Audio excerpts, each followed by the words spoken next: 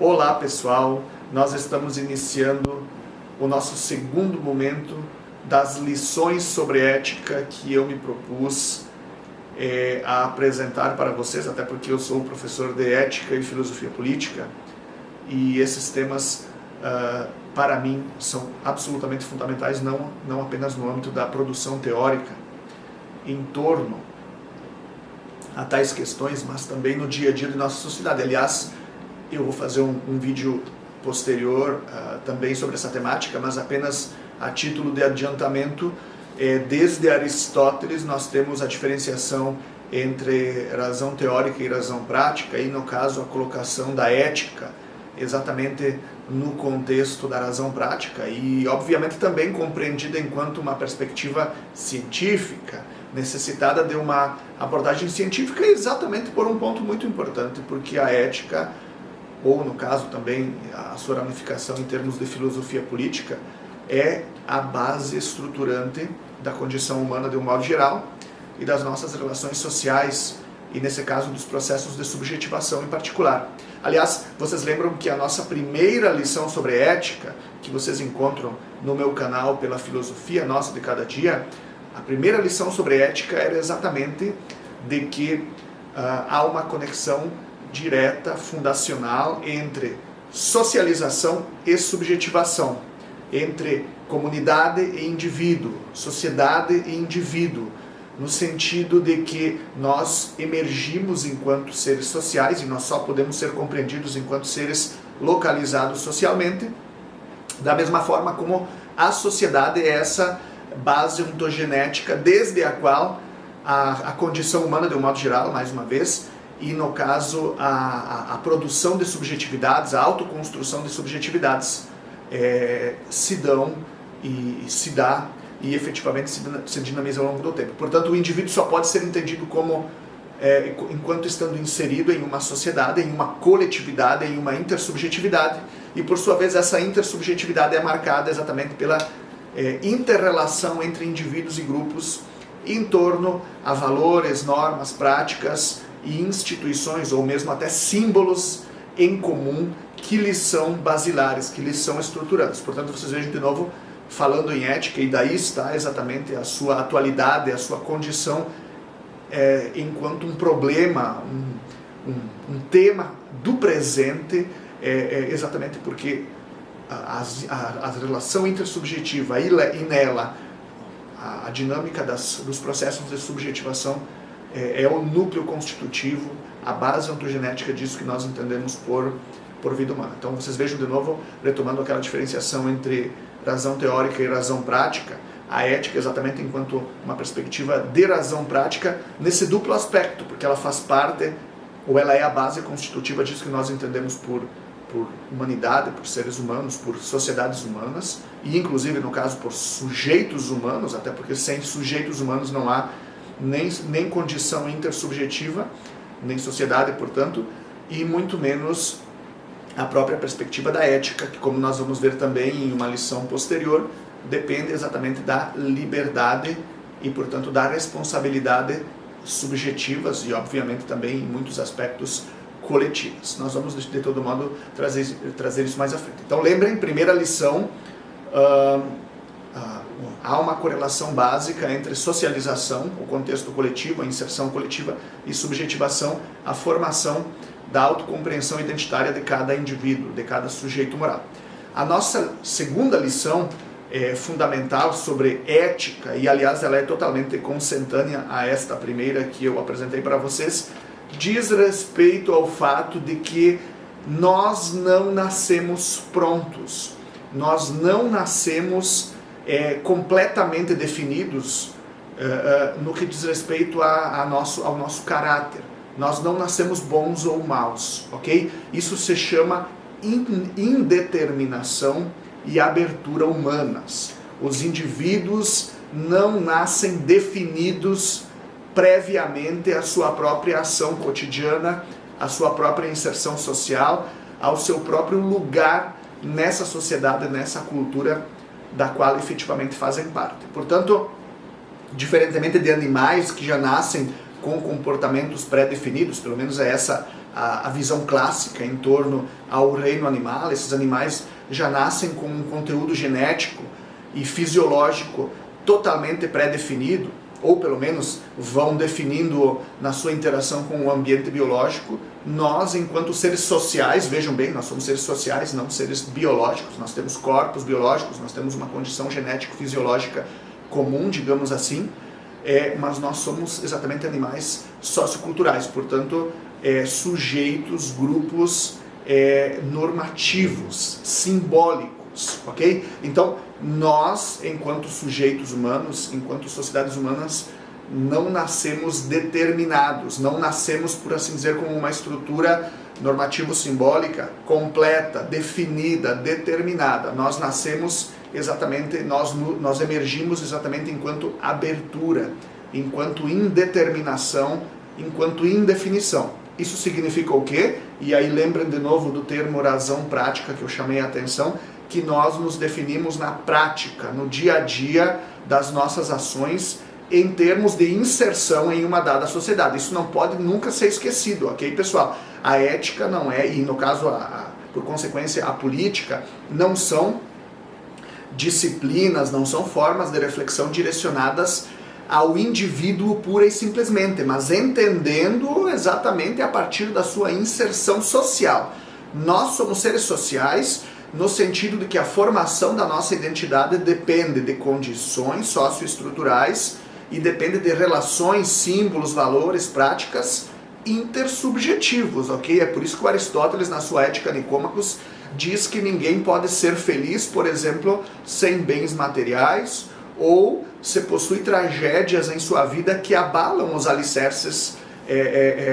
constitutivos dela. E da mesma forma é por isso que ele diz que a ética, a formação de uma personalidade moral, ela depende tanto dos estímulos sociais, por isso inclusive que o governante deve conhecer a alma humana, ou seja, essa ideia de uma formação científica do governante, que já vinha desde Platão,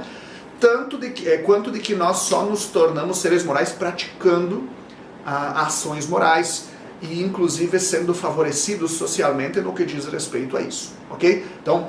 nós temos aqui mais uma vez a correlação de socialização-subjetivação como a base estruturante da nossa formação moral. Repito, os sujeitos humanos não nascem prontos, eles são construídos, eles se constroem e são construídos socialmente. Nós não nascemos determinados, plenamente formados, ou sequer minimamente formados. Nós nascemos, repito, sendo demarcados por essa perspectiva de uma indeterminação humana e de uma abertura plena à condição humana, inclusive nos seus vários vórtices, sejam eles os aspectos morais, sejam eles exatamente os aspectos imorais. E é exatamente a nossa inserção social, a influência que as estruturas sociais, que as posições sociais, que os valores, as práticas e as condições sociais que nós encontramos e desde as quais nós nos definimos, que vai efetivamente construir personalidade moral, se nós pensarmos no âmbito subjetivo, mas também dinâmicas sociais desde as quais essas personalidades morais vão efetivamente ser desenvolvidas. Então nós nascemos com potencialidade humana, é isso que significa abertura e indeterminação, indefinição humanas, como condição ontogenética básica. Nós nascemos, portanto, com essas potencialidades e elas vão ser efetivadas, o Aristóteles utiliza o termo atualizadas, exatamente nas práticas cotidianas que nós entabularmos com os nossos semelhantes, ou mesmo dessemelhantes, e no caso, desde as condições institucionais, as condições sociais estruturantes nas quais nós inserimos, às quais nós temos efetivamente acesso, ok? Então vejam que aqui entra em conta também, eu vou comentar com vocês sobre isso em outros vídeos, obviamente, aqui entram em conta as questões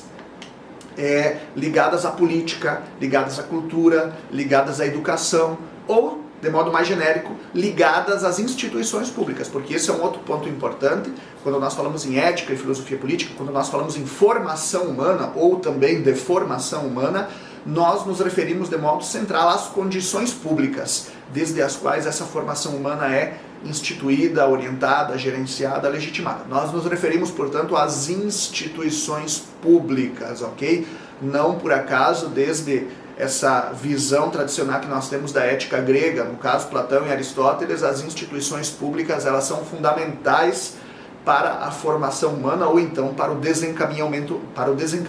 humano. E é por isso que Platão e Aristóteles, por exemplo, insistem muito nessa correlação de ciência, política e educação. A ciência desenvolve isso que nós entendemos ou que nós entendíamos por natureza humana. A política fundada nessa perspectiva científica aplica ou reaplica socialmente essa base científica sob a forma de processos educativos e de orientação da convivência, da sociabilidade, ok? Então, ciência, política e educação como as bases públicas e por parte das instituições públicas desde as quais, então, essa abertura, essa indeterminação e essa indefinição humanas são conduzidas de modo reflexivo, controlado, corretivo, exatamente a formação de uma perspectiva de justiça intersubjetiva e de personalidade moral no âmbito subjetivo. Lembrem, formação da sociabilidade e da subjetividade, que são correlatas, diga-se de passagem, a partir do protagonismo das instituições públicas e em termos de relação entre ciência, política e educação. E por fim, então, vocês percebem que era aquilo que eu queria, então, esse é o ponto com o qual eu fecho esse vídeo. Vocês percebem exatamente que a abertura, a indeterminação e a indefinição humanas, ou seja, de que nós não nascemos prontos, significam também que a biologia não nos define. A nossa natureza genético-fisiológica não nos define de modo primeiro nem de modo último. Nós nascemos, repito, com corpos biológicos, como uma condição fisiológico-genética que nós podemos chamar de humana, de animal humano, de maneira metafórica, mas a formação da subjetividade moral, ela é um produto da ação humana, seja do indivíduo, seja de uma coletividade situada no espaço e no tempo histórico-sociais, político-culturais, epistêmico-institucionais, ok? Então, a biologia não nos define e é exatamente por isso que nós temos essa abertura, essa indefinição e essa indeterminação ontogenéticas, ou seja, desde o princípio, desde o início nós nascemos enquanto seres com potencialidade para a moralidade ou então com potencialidade para a imoralidade, lembrando mais uma vez que moralidade ou imoralidade também vai depender de um contexto histórico-cultural específico, político-institucional específico, mas ainda assim, falando de maneira genérica, nós nascemos com potencialidade moral, ou então com potencialidade para a destruição e até para a autodestruição. Isso vai depender, o direcionamento aqui vai depender dos processos formativos, das condições socio-institucionais que nós encontramos e que nós desenvolvemos. Portanto, dando mais uma vez a ideia de que socialização e subjetivação se imbricam e se determinam de modo recíproco. Ao formar-me desde as condições e em contato com os sujeitos sociais nos quais eu me encontro, eu também contribuo para o aperfeiçoamento, para a dinamização desses mesmos processos e sujeitos sociais, ok? Então vejam, na medida em que nós não somos formados e deformados pela biologia, na medida em que nós não somos definidos de modo primigênio pela biologia, portanto, na medida em que nós somos abertos, indeterminados e indefinidos, entra em cena exatamente a questão da responsabilidade social, da autodeterminação individual, do papel das instituições públicas, da relação, mais uma vez, entre ciência, ética, política e educação, e em tudo isso, da ação humana sobre si, seja no âmbito social, seja no âmbito individual, ou melhor, no âmbito social, correlatamente ao âmbito individual, como a base definidora da formação, da constituição humana, do desenvolvimento humano ao longo do tempo, ok? É por isso, inclusive, que nós podemos aprender com as experiências passadas, na medida em que elas não nos definem de modo último, e aperfeiçoá-las de modo a termos novos regramentos sociais, novas práticas institucionais, novos valores culturais, novas formas de educação e, portanto, também novas formas de formação da personalidade moral, ok? Até a próxima lição. Muito obrigado.